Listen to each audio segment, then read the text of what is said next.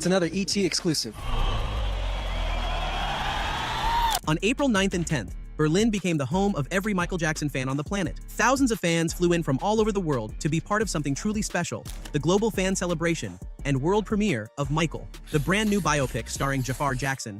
And it did not disappoint. The Jackson family showed up together on that red carpet. Jafar got a standing ovation that had people crying in their seats, and the fan energy inside that venue was something nobody had ever seen before. But it wasn't all perfect. Behind the celebrations, fans were getting frustrated. Influencers were getting VIP treatment, while real fans who traveled across the world were left standing in the cold. In the next 10 minutes, I'm taking you through everything that happened in Berlin, the emotional moments, the shocking drama, and the big debate that is still going on right now. It all started a day before the official launch. Some fans, too excited to wait, made their way to the Uber Eats music hall in Berlin. The venue was still being set up, crews were still working, but that didn't stop the curious ones from showing up early. And what they noticed when they got there was something nobody was really talking about. A queue, but not a queue of fans. This was a carefully selected group of influencers, big creators, people with 30,000 or more followers across platforms.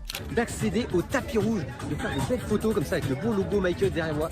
C'est vraiment superbe. Allez, on est parti. Handpicked by the organizers, all expenses paid, and later treated to a private dinner that regular fans knew nothing about. These weren't the familiar faces from the Michael Jackson fan community either. These were outside voices brought in specifically because of their reach. And from the very beginning, that created a divide that would follow the entire two-day event. But that was just day zero, because when the actual premiere arrived, things got even more intense. When the premiere day finally arrived, the red carpet was something else. The venue was transformed into a full-on Michael Jackson experience. A long, double-sided step and repeat lined with images of Jafar Jackson, a moonwalking zone, smoke machines, a rotating vinyl installation, and at the very end of it all, a beautifully designed main stage that tied everything together. It looked incredible. But while the setup was stunning, the experience wasn't equal for everyone. Ich war noch nie so aufgeregt vor einem Event, weil das komplett meine Kindheit ist. Das ist so der Grund, warum ich angefangen habe zu tanzen, der Grund, warum ich angefangen habe, auch an mich zu glauben. Fans had been queuing for hours in the cold, some since early morning, just to get a taste of the atmosphere. Depending on how lucky you were, you might have walked away with a tote bag, a commemorative t-shirt, and some drink vouchers, or you might have walked away with nothing.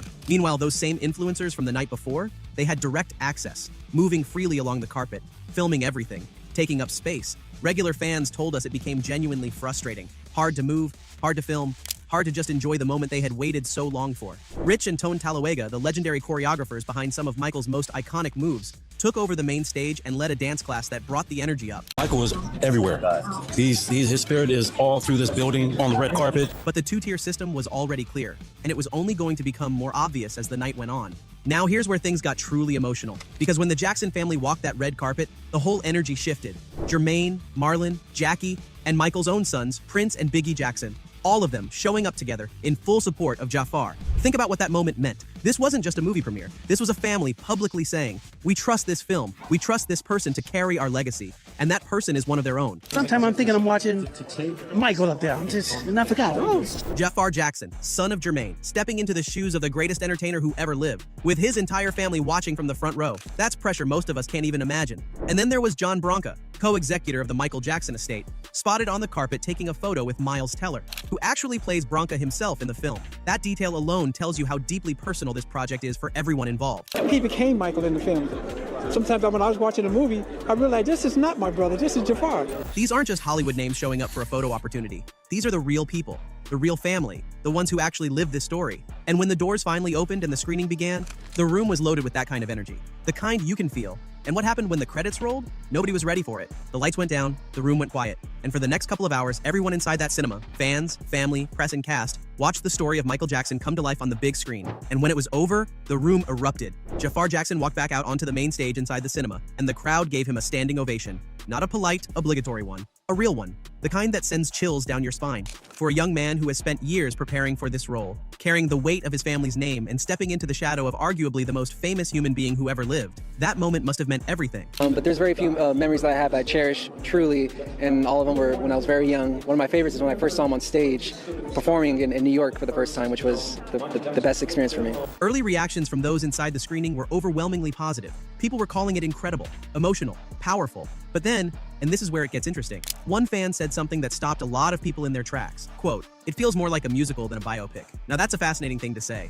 We're looking in the mirror right before going on stage. I had the full hair, makeup, and wardrobe, and I had a couple moments to myself just saying like, wow, I'm really here. There's no going back. Because if that's true, it changes everything about how this film will be received when it drops for the general public. Is that a good thing? Is it a bad thing? Nobody has the full answer yet, But that one comment planted a seed of doubt that spread fast, and the debate was only just beginning. Day 2 kicked off at 10 in the morning and the energy was still high. The first panel of the day was called Becoming Michael, a deep dive into the journey of bringing the King of Pop to life on screen. Choreographers Rich and Tone Talawega were there, alongside producer Graham King, breaking down what it actually took to recreate one of the most iconic figures in human history. The challenge of taking on someone like Michael Jackson, it sounded fun, but then the more real it got, the more pressure I felt.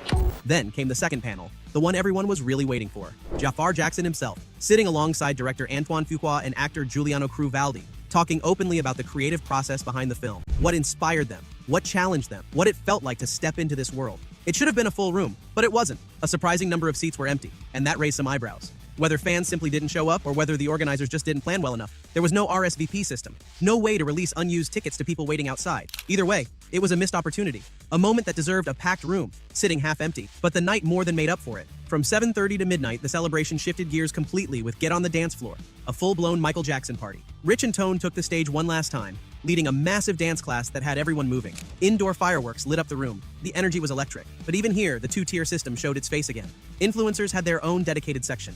Drinks fully covered, no queuing, no waiting. Regular fans? They lined up at the bar and paid out of their own pockets. And that contrast? It didn't go unnoticed. Here's the thing about the Berlin celebration that nobody is really talking about loudly enough. Underneath all the glamour, the red carpet, the standing ovation, and the fireworks, there was a quiet frustration building among the very people this event was supposed to celebrate. The real fans. The ones who have been there for decades. The ones who know every lyric, every move, every era. They showed up in the cold. They queued for hours. They paid their own way. And yet, throughout the entire 2 days, they consistently came second. Unbedingt im Kino schauen. Also das ist einer der besten Filme des jetzt noch recht kurzen Jahres, aber einer der besten Filme. Influencers moved freely while fans were blocked. Influencers got private dinners while fans got vouchers, if they were lucky.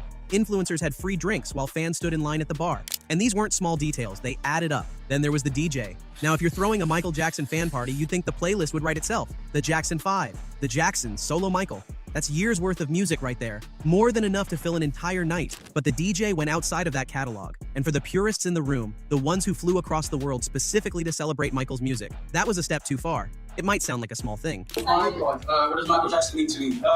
Oh my God. But to a real fan, it's not small at all. It's a signal that maybe, just maybe, this event was designed more for content creation than for genuine fan appreciation. And that tension between the business side of this film and the passionate community that has kept Michael's legacy alive for decades is something that isn't going away anytime soon. In the end, Berlin was historic. There's no question about that. A stunning red carpet, an emotional family reunion, a standing ovation that moved people to tears, and a film that by all early accounts is something genuinely special. Jafar Jackson walked into that premiere carrying the weight of an entire legacy on his shoulders, and by the time those credits rolled, it sounds like he delivered. But the full picture is more complicated than the highlight reel. The two-tier system that ran through all 2 days, separating influencers from real fans at almost every turn, left a bitter taste for many of the people who matter most to this story. The organizational hiccups, the empty seats, the DJ playing the wrong music at a Michael Jackson party. These aren't deal breakers, but they are worth talking about. And then there's that one comment that keeps echoing. It feels more like a musical than a biopic. In a few weeks, when the film releases worldwide, every single person watching is going to form their own opinion on that.